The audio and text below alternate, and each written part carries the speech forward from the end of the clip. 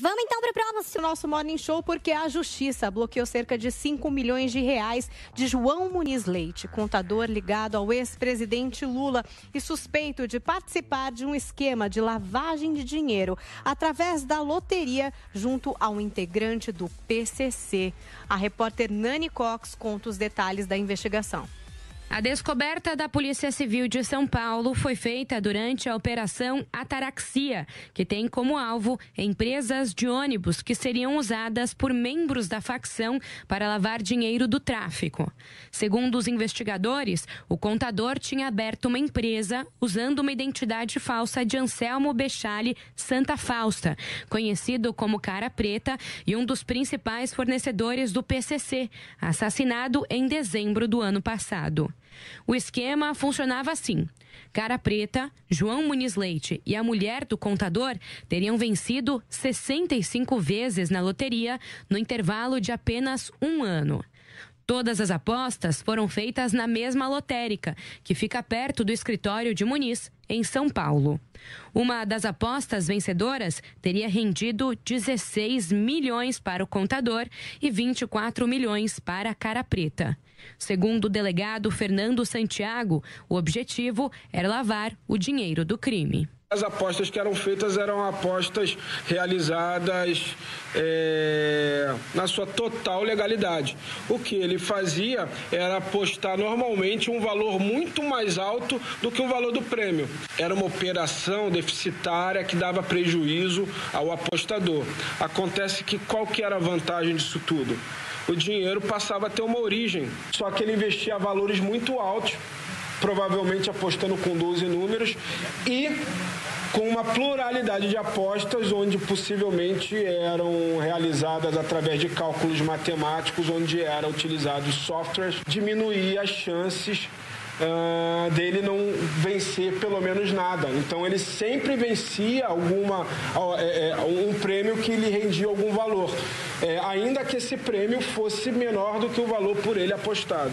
De acordo com o delegado, a relação do contador com políticos não é objetivo da investigação. João Muniz fez as declarações de imposto de renda do ex-presidente Lula entre 2013 e 2016 e o escritório dele fica no mesmo prédio de empresas de Fábio Luiz Lula da Silva, o Lulinha.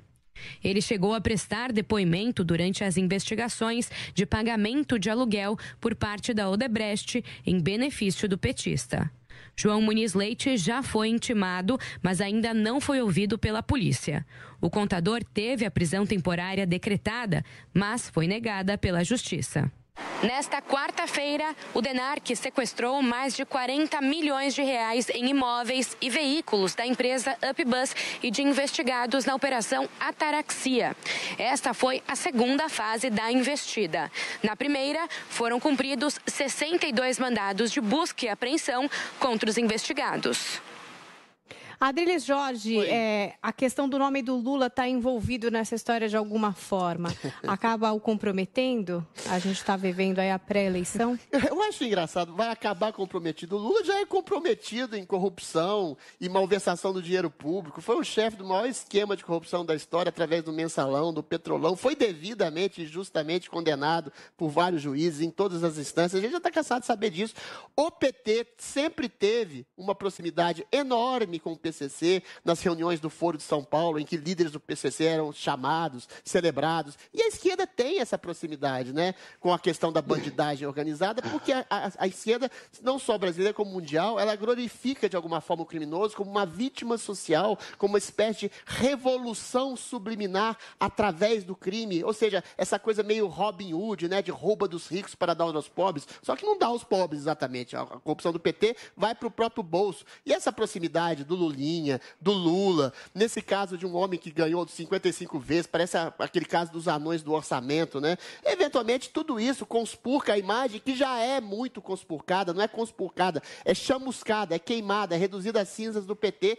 E essa imagem, infelizmente, está sendo de alguma forma ressuscitada de maneira completamente leviana e mentirosa pelo próprio judiciário brasileiro, que soltou Lula ano passado, uma circunstância jurídica esdrúxula, a comarca não é aqui, tinha que ser em Brasília, não podia ser em Curitiba, e, eventualmente, praticamente reduziu essa percepção popular de que Lula e o PT são partidos essencialmente corruptos, que são uma organização criminosa, e está aí, liderando as pesquisas absolutamente relativas. Agora, os petistas podem ficar tranquilos. Semana passada também teve a questão lá dos disparos em massa do WhatsApp feitos pelos sindicalistas do Lula para elogiar o Lula e o PT distribuir fake news.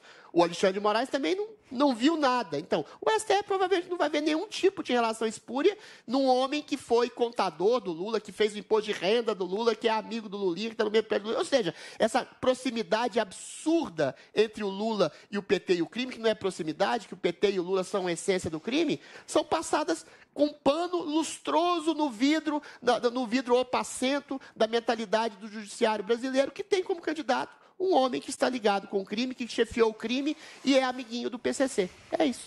E é como ouvir o que é que a Zoe acha de tudo isso, Zoe. Não. O Lula foi condenado em 3 instâncias, vários juízes desembargadores o condenaram, tanto que foi parar na prisão. Os coleguinhas, os amiguinhos dele aí, bandidos, foram condenados também. Alguns se livraram da prisão graças ao STF. Estava rodeado, cercado de corruptos, mas ele não sabia de nada, era o inocente, a alma mais pura do Brasil. Posso terminar, que eu não te interrompi? Aí agora solta a notícia, essa aí da ligação entre o contador do Lula e a ligação com o PCC, contador esse, amigo de toda a família, contador pessoal da família do Lula, durante mais de 10 anos. Então, sim, tem uma ligação aí com ele, não é um contador de um dia, não é um contador de um ano, são mais de 10 anos aí, virou bandido depois, o Lula não sabia de nada, os desembargadores que julgaram e condenaram o Lula também estavam errados, não sabem interpretar a lei, não sabem seguir a lei, porque só segue a lei, só sabe da lei quem vota favorável ao Lula, quem apoia o Lula, tipo Alexandre de Moraes e toda a turma aí do Supremo Tribunal Federal. Então, o Lula é a alma mais inocente do Brasil e não sabia de nada. Quanto isso, o Guga não tem como fazer a defesa dos corruptos que ele tenta aqui defender todos os dias, porque todo o povo brasileiro, até quem defende e fecha os olhos para isso, sabe que o PT, que o Lula, sim, é envolvido com isso e armou a maior roubalheira do Brasil. E aí faz o quê? Tenta atacar o Bolsonaro, fala do Queiroz. Bom, até agora, cadê as provas? Porque até agora é tudo suspeito. O Bolsonaro é suspeito, o Flávio Bolsonaro é suspeito, o Queiroz é suspeito, a Val do Açaí é suspeita, mas cadê? Cumpriram pena igual o teu candidato, Luiz Inácio Lula da Silva? Hein, Guga Noblar? Cumpriu pena? Foi descondenado pelo Supremo Tribunal Federal, pela gangue do Supremo Tribunal Federal? Até agora são suspeitas, abriram CPI contra o Bolsonaro, tem o judiciário contra ele, tem a mídia contra ele, e até agora não conseguiram achar nada contra ele. Quero ver se o Bolsonaro cometeu algum crime que mereça ir para a prisão. Não, estão querendo colocar ele na prisão por crimes que eles estão tentando inventar para punir uma pessoa que vai contra toda essa bandidagem. Há uma diferença. O Bolsonaro. Depois pode falar. Há uma Obrigado diferença por citar pontual. alguns casos suspeitos. Eu gosto de examinar. Calma, vamos deixar a Adriles falar, depois Guga. Vamos fazer uma análise semiótica do discurso do Guga. Primeiro, milícias. Todo mundo apoiava a milícia 10, 15 anos atrás. Quando a milícia se transformou num braço organizado do crime, o que aconteceu? Esses, entre aspas, suspeitos de milícia que você aponta foram exonerados do cargo. O Adriano de Nóbrega não está mais lotado lá no gabinete do Flávio Nóbrega, do Flávio Bolsonaro, nem ninguém ligado à milícia está lotado nos gabinetes da família Bolsonaro. Agora, existe uma diferença pontual entre amigos suspeitos de algo e de condenados por crime de algo. O PT não precisa de amigo corrupto, entendeu? O Lula não precisa de amigo corrupto, porque ele é corrupto. O PT é corrupto. O PT é uma organização corrupta. Eu não estou dizendo assim, o PT é amigo do PCC, que é uma organização criminosa. O PT foi uma organização criminosa, comprovadamente criminosa. O Zé Dirceu, o Lula, o Palotti são bandidos. Eles não são amigos de bandidos. Eles promoveram o maior saque da história da República aos cofres públicos, através do Petrolão e do Mensalão. Eles foram condenados, querido. Eles foram para a cadeia em todas as instâncias. Eles não precisam de amigo suspeito de algo, de ter desviado o açaí, ter feito rachadinha. Eles fizeram concretamente o maior esquema de corrupção da história do Estado. Não, por isso que eu trato essa pauta até com menosprezo.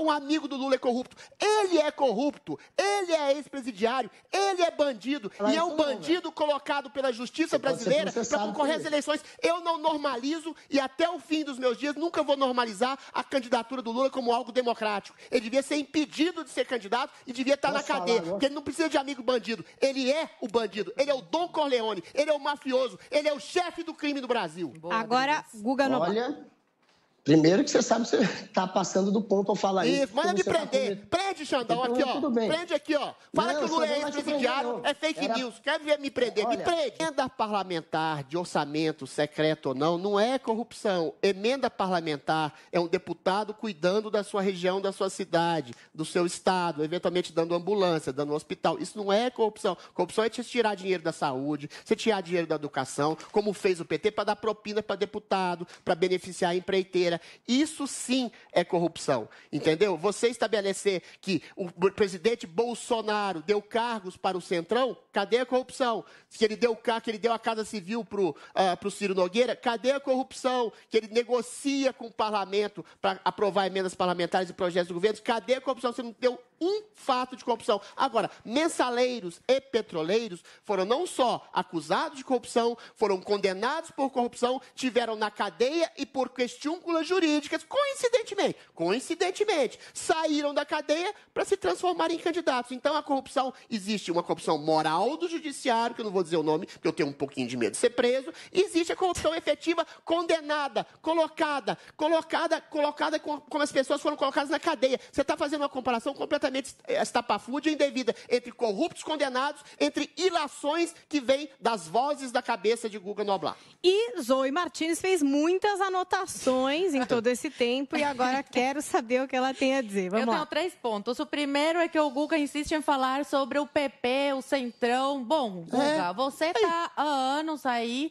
nesse meio político, né? Você cresceu ouvindo falar de política, então está inserido nesse meio e sabe muito bem que quem predomina lá no Congresso, em Brasília, é o Centrão. E a gente viu que no primeiro ano de governo Bolsonaro, o Bolsonaro não conseguia aprovar nada, estava isolado politicamente, porque ele não queria fazer negociações com o Centrão, com o parlamento. Então, foi obrigado, no segundo ano de mandato, para aprovar algumas pautas importantes para o governo, se aliar ao Centrão. Então, qualquer governo que entre precisa conviver, dialogar com o Centrão para conseguir fazer seu governo, né, aprovar alguma coisa, porque de nada adianta a gente colocar um presidente lá e ele não conseguir fazer nada, estar de mãos atadas. Então, até para um leigo político, político sabe, sim, que precisa dialogar com todo mundo, precisa ter todo esse diálogo, esse jogo de cintura que o Bolsonaro aprendeu a ter agora como presidente para conseguir apoiar as suas pautas. Segunda coisa sobre o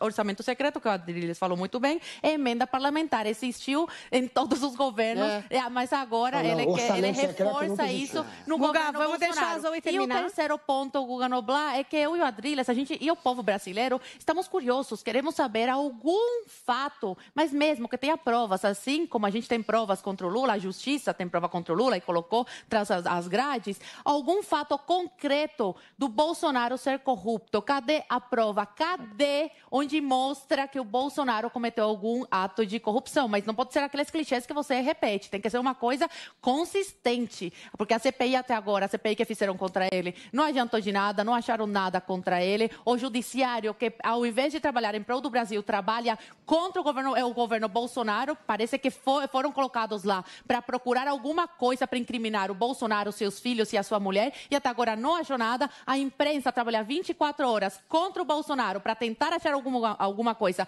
para tirá-lo da presidência e colocá-lo atrás das grades, e até agora não conseguiram achar nada. Então, Guga Noblar, você que é investigador, né, jornalista investigador, cadê o ato de corrupção do Bolsonaro? Não dos que estão ao redor dele, do Bolsonaro, da figura Bolsonaro. Eu quero saber de você. Posso falar? Não vai dar tempo, Guga. Quero.